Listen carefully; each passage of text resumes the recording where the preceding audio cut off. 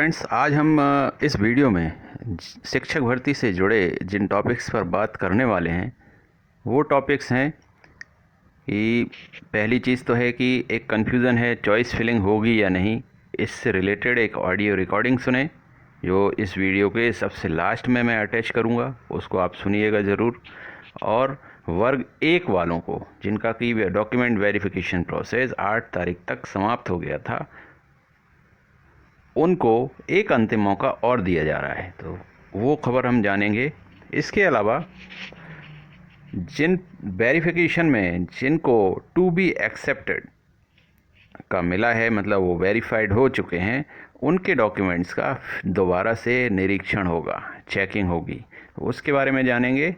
और शिक्षा विभाग के अधिकारियों की एक मीटिंग और भी हुई है, वो मीटिंग किस संबंध में हुई है इसके बारे में भी हम चर्चा करेंगे।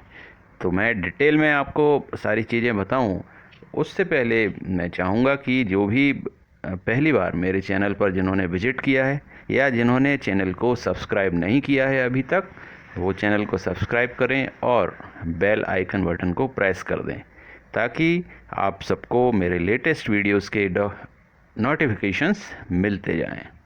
तो आइए हम स्टार्ट करते हैं।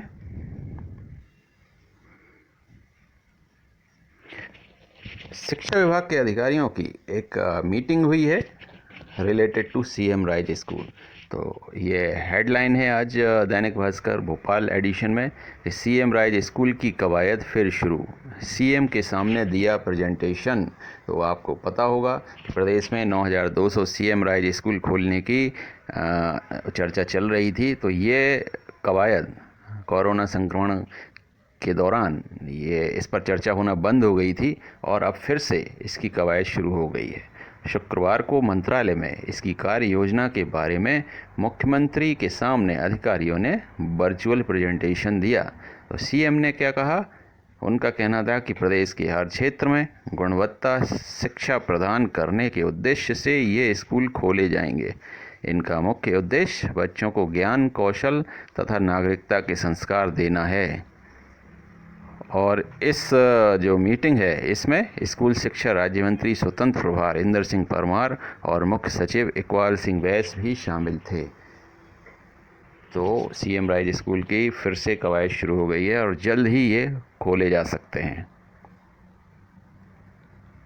नेक्स्ट जो अपडेट है वो वर्ग 1 के डॉक्यूमेंट वेरिफिकेशन से संबंधित है। जिनका डॉक्यूमेंट वेरिफिकेशन हो चुका है वो तो ठीक हैं, लेकिन कुछ ऐसे कैंडिडेट्स थे जो वेरिफिकेशन में पहुंचे नहीं। एक मौका उनको दे दिया गया था 10 तारीख को, उसके बाद भी काफ़ी लोग पहुंचे नहीं, तो उनको एक अंतिम मौका दिया जा रहा है और ये डेट होगी 16 जून। 16 जून को उनको एक अंतिम मौका दिया जा रहा है। यदि वो इस डेट को भी नहीं पहुंचते हैं तो उनकी जो कैंडिडेचर है, अभ्यर्थिता समाप्त मानी जाएगी। ये देखिए मेरे पास ये विदिशा ज़िले की लिस्ट है। यहाँ के कैंडिडेट्स का डॉक्यूमेंट वेरिफिकेशन ये 16 जून को होना है। ये अंतिम मौका है कैंडिडेट्स को। और इससे संबंधित एमपी ऑनलाइन पोर्टल पर भी अपडेट है। ये उच्च माध्यमिक शिक्षक पद के दस्तावेज सत्यापन की प्रक्रिया 8/6 को पूर्ण हो चुकी है। प्रावधिक और प्रतीक्षा सूची में चयनित जिन अभ्यर्थियों ने अभी तक दस्तावेज सत्यापन नहीं करवाया है उनके लिए अंतिम रूप से 16/6/2021 की तिथि निर्धारित की जाती है। यदि उक्त तिथि को भी अभ्यर्थी दस्तावेज सत्यापन के लिए सत्यापन केंद्र पर उपस्थित नहीं होते हैं तो उनकी अभ्यर्थिता निरस्त करने की कार्यवाही की जाएगी। तो ये उन कैंडिडेट्स के लिए अंतिम मौका रहेगा। इसके बाद मान लिया जाएगा कि वो इस नौकरी के इच्छुक नहीं हैं, इसलिए जो कैंडिडेट्स हैं जो वेटिंग में इंतज़ार कर रहे हैं उनको फिर आगे ऊपर बढ़ाया जाएगा। अब एक इम्पॉर्टेंट अपडेट है टू बी एक्सेप्ट श्रेणी कैंडिडेट्स वालों के लिए। ये रीवा संभाग की तरफ से जिला संयुक्त संचालक लोक शिक्षण रीवा संभाग, इनकी तरफ से लेटर जारी हुआ है। ये है 11 तारीख का। और इसमें क्या लिखा है आदेश में, रीवा संभाग अंतर्गत उच्च माध्यमिक शिक्षक पद के चयनित अभ्यर्थियों के दस्तावेज सत्यापन के दौरान टू बी एक्सेप्ट श्रेणी में रखे गए प्रकरणों का परीक्षण करने हेतु समिति का गठन किया गया है।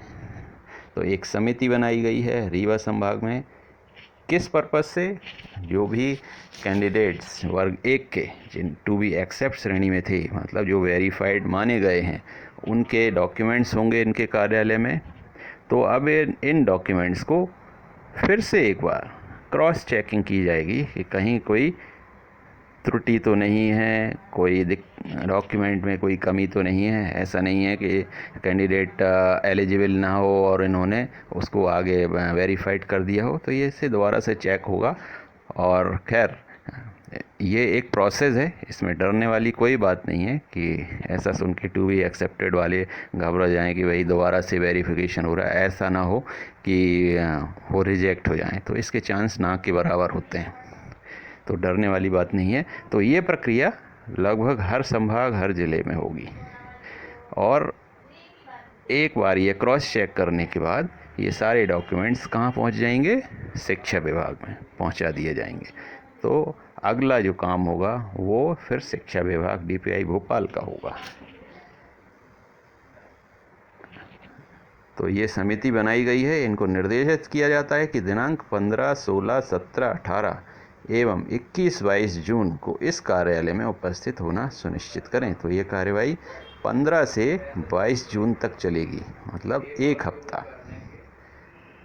हफ्ते ये कार्यवाही चलेगी। और यही डेट्स होंगी, आप अंदाज़ लगा सकते हैं, हर संभाग में यही डेट्स होंगी। अगली जो अपडेट है वो बहुत ही इम्पोर्टेंट है, और इसमें कहीं ना कहीं संकेत बहुत अच्छे मिल रहे हैं। तो हम वो जानेंगे कि क्या अपडेट है। ये एक लेटर इशू हुआ था कार्यालय जिला शिक्षा अधिकारी जिला शिवपुरी से। ये हुआ है डेट तो हाँ 11/6/2021 को हुआ है, और विषय है ई सर्विस बुक अपग्रेडेशन एवं एजुकेशन पोर्टल से बिल जनरेट किए जाने विषयक। तो इसमें क्या है कि विषयांतर्गत संदर्भित निर्देश में लेख है कि संचालनालय द्वारा कर्मचारियों की ई सर्विस बुक अपडेशन एवं वेतन भुगतान की कार्यवाही एजुकेशन पोर्टल के माध्यम से पे बिल जनरेट करने के उपरांत किए जाने के निरंतर निर्देश प्रदाय किए गए थे, परंतु दृष्टिगत हुआ है कि कतिपय संकुल प्राचार्यों के द्वारा पोर्टल से बिना बिल जनरेट किए हुई संबंधित आहरण संवितरण अधिकारी से IFMIS सॉफ्टवेयर से सीधे ही वेतन भुगतान किया जा रहा है। तो यह स्थिति अत्यंत आपत्तिजनक एवं वित्तीय अनियमितता की श्रेणी में आने वाला कृत्य है। तो ये जो लेटर इशू हुआ है, ये जो कर्मचारियों का पेमेंट होना था सैलरी का, इसके बारे में है कि पहले ही निर्देश दिए गए थे कि सभी कर्मचारियों का जो सैलरी पेमेंट है वो पे बिल जनरेट करने के बाद ही किया जाना है। लेकिन कुछ वहाँ पर क्या किया कि प्रोसेस वो जो ऑलरेडी पहले से चलती थी उस हिसाब से करने जा रहे थे, तो इसलिए आपत्ति जताई गई है कि नहीं, आप जैसा कहा है वैसा करें, क्योंकि उससे अंदाज़ लगेगा कि कहाँ किस स्कूल में कितनी वैकेंसियां हैं, कितने कर्मचारी काम कर रहे हैं। अब देखिए सेकंड जो इसमें पैराग्राफ है, आप पूरे लेटर को देखिए, नॉर्मल पैराग्राफ्स हैं, बीच का जो पैराग्राफ है उसको नीचे अंडरलाइन किया गया है। अंडरलाइन का मतलब है कि this is the most important part of the letter.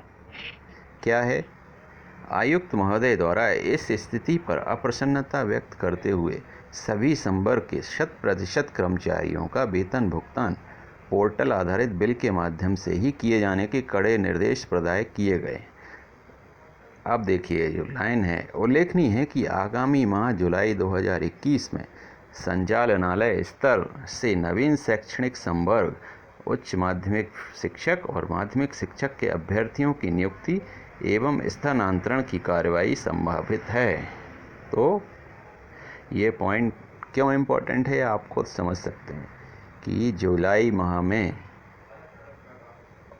जो वर्ग 1 और वर्ग 2 के जो अभ्यर्थी हैं उनकी नियुक्ति संभावित है और इसी के हिसाब से विभाग काम कर रहा है। तो इसी को दृष्टिगत रखते हुए पोर्टल पर पदों की जानकारी अद्यतन की जाना है। तो क्योंकि ज्वाइनिंग संभावित है, नियुक्ति संभावित है, इसी के लिए पोर्टल पर पदों की जानकारी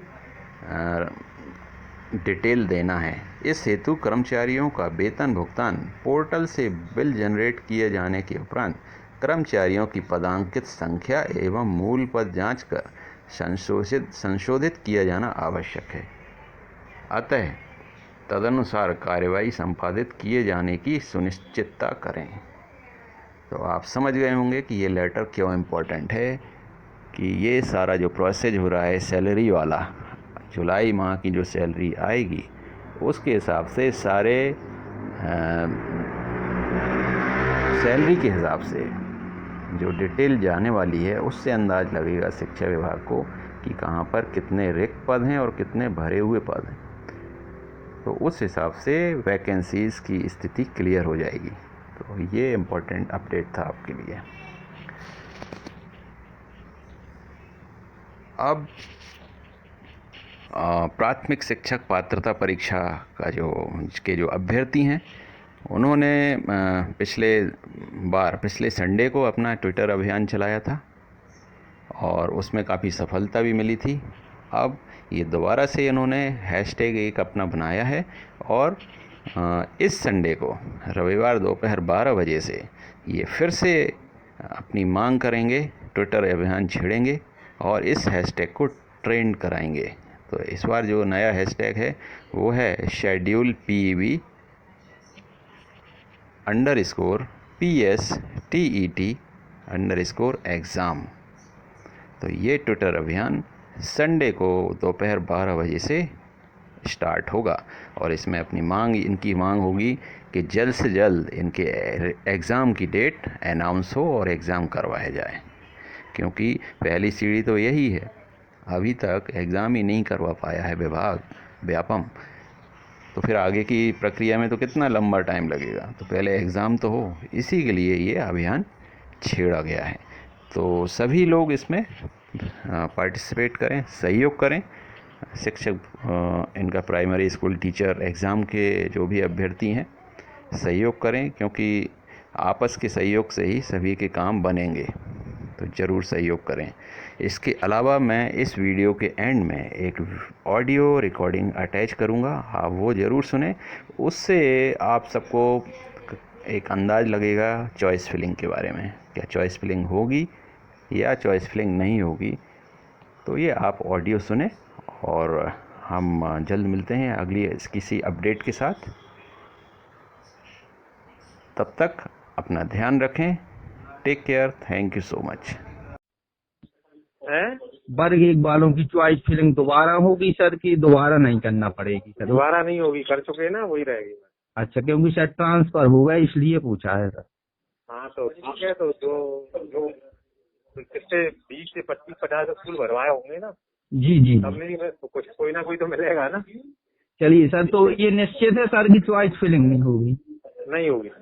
जी ओके, धन्यवाद सर।